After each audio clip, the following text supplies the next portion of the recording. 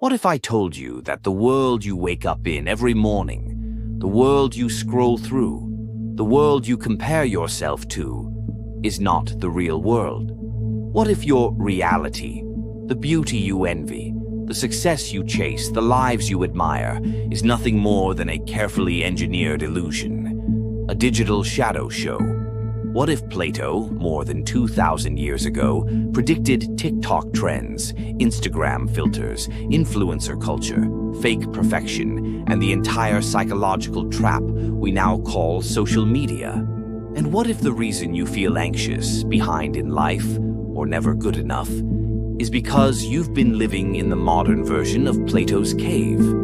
Today, I'm going to show you how the algorithm became the new puppeteer, how your mind became chained without you noticing, and most importantly, how to escape before the illusion becomes your identity.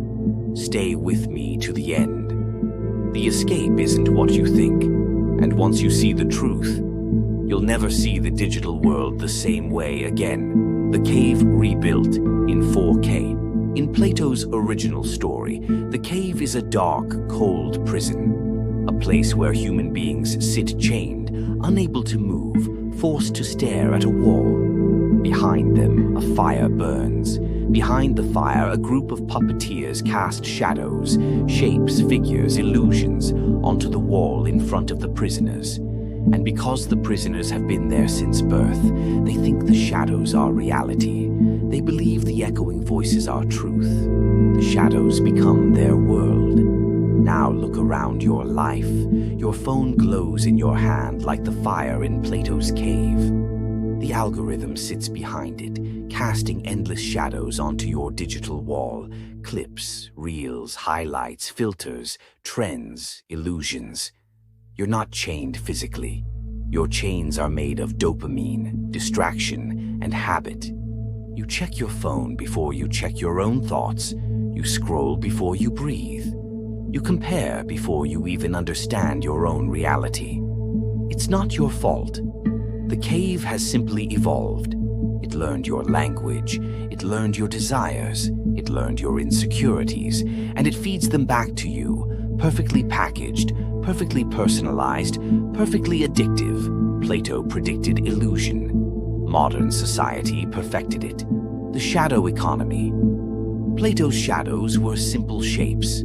Today's shadows are high-definition illusions. We scroll through sculpted abs and tiny waists, mansions with flawless interior design, couples who never argue, entrepreneurs flying private, travelers who live on exotic beaches, people your age who look 10 years younger, people your age who are millionaires. But here's the part Plato saw clearly. Shadows don't have depth. They only imitate reality. They don't represent it. What you see online is not real success. It's performed success, not real beauty, but optimized beauty. Not real happiness, but staged happiness. Social media runs on illusion because illusion is profitable. The more you believe the shadows, the longer you stay chained. The longer you stay chained, the more valuable you become. To advertisers, to brands, to algorithms, to the system. Plato warned that shadows can become addictive, and that addiction becomes the prison. Today, you don't chase reality. You chase curated illusions of reality, and that is the first sign you're still in the cave. The comparison trap. When you live in a world of shadows, you start comparing yourself not to real people, but to illusions. You compare your morning face to someone's filtered selfie. You compare your stress to someone's polished productivity routine. You compare your relationship to someone's staged vacation photos. You compare your body to someone's edited highlight reel. You take your entire life, your insecurities, your struggles, your scars, and measure them against someone else's shadows. How could you ever win? Plato said, people will fight for a shadow as if it were the truth. Today we fight for likes, comments, validation, as if they define our worth, as if they are proof we exist. But the cave doesn't offer meaning. It only only offers distraction. The shadows promise happiness, but deliver emptiness. Because no matter how many scrolls, likes, or views you get, you still feel like you're not enough. And that feeling is not a flaw. It's a design choice. The prisoner who questions reality. In Plato's story, the turning point happens when one prisoner stops watching the shadows. He doesn't fully understand why he can't explain it, but something inside him whispers, there must be more than this.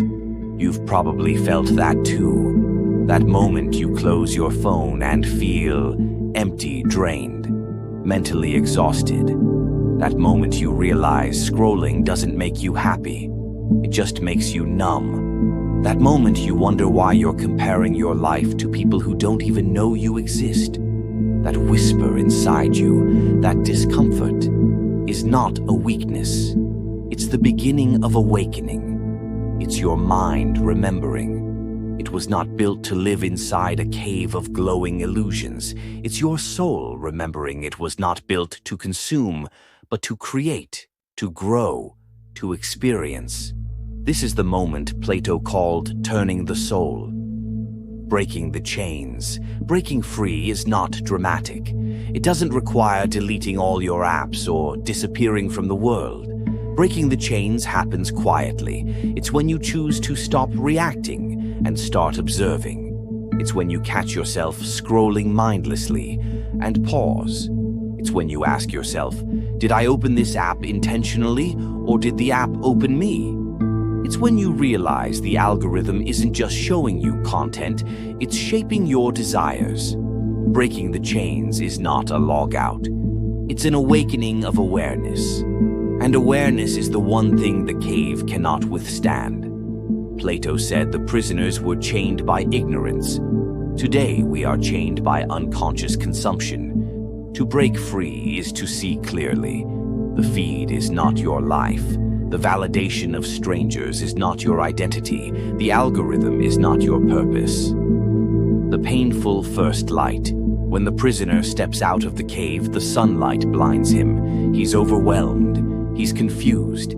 His eyes sting with pain. This is what happens when you wake up from the social media illusion. You feel uncomfortable, anxious, restless, bored. Real life feels too slow, too quiet, too ordinary.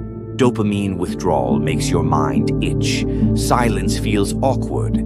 Being alone with your thoughts feels intimidating. This discomfort is not a sign you're failing. It's a sign you're healing.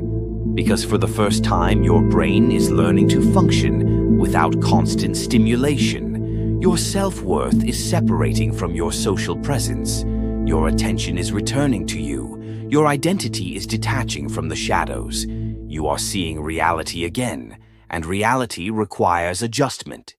The real world is different. As the freed prisoner's eyes adjust, he begins to see the world as it truly is. Not perfect, not curated, not filtered, but real.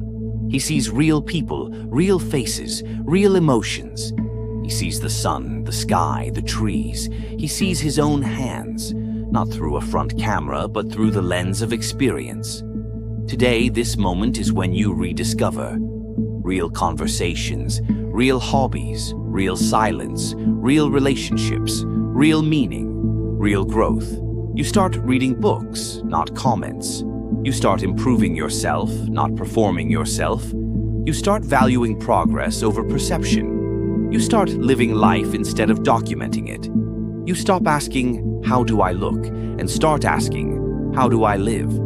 The more you experience real life, the less attractive the shadows become. Because once you feel the sunlight of authenticity, you cannot go back to loving the darkness. Returning to help others, in Plato's story, the freed prisoner goes back into the cave to help others escape. But when he tells them the truth, they reject him, laugh at him, mock him, ignore him. Why? Because the cave is comfortable, predictable, entertaining. People don't want reality, they want stimulation. This happens today too. When you tell someone that social media is harming their mental health, they shrug. When you tell them it's all an illusion, They roll their eyes. When you tell them to stop comparing their life to influencers, they won't listen. You can't free someone who loves their chains, but you can become a living example of someone who left the cave and built a real life outside it. You won't convince them with arguments. You'll convince them with transformation. The algorithm as the new puppeteer. In the original cave, shadow makers controlled the prisoner's reality. Today, that role is played by algorithms. They decide what you see, how you feel, what you desire, what you believe, and even who you think you are. Plato said the prisoners didn't know they were being controlled. They believed the shadows were natural. Today, we believe the feed is neutral, but it's not. Every swipe teaches the algorithm your preferences. Every second watched teaches it your vulnerabilities. Every pause teaches it what you crave. It learns your fears, your desires, your weaknesses, and it feeds you more shadows that keep you inside the cave. Not because it hates you, but because your attention is profitable. You're not the customer, you're the product. The escape plan. Escaping the modern cave doesn't mean deleting social media or disappearing from society. It means using technology consciously, with awareness, intention, and control. Here is the modern escape plan, based on Plato's ancient wisdom. 1. Curate your environment. Unfollow accounts that trigger comparison, envy, or insecurity. Your digital environment shapes your mind. 2. Reclaim your attention. Turn off non-essential notifications. Set intentional times to check your apps. Attention is your most valuable asset. 3. Become a creator, not just a consumer. Use social media to build, express, share, not numb yourself. 4. Reconnect with the physical world. Walk, read, reflect, spend time in nature, practice silence. These are the antidotes to the cave. 5. Redefine your identity.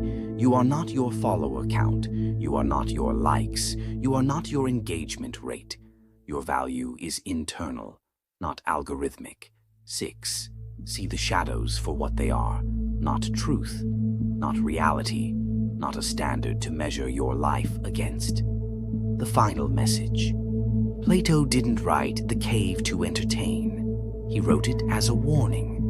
A warning that the greatest prison is the one you don't realize you're in. But the moment you see the illusion, the moment you question the shadows, the moment you reclaim your mind, you are already walking toward the light. So the real question is, are you ready to leave the modern cave? Or will you choose the comfort of the shadows? If you want more ancient wisdom transformed into modern power, make sure you hit the like button, subscribe, and keep building your timeless mindset.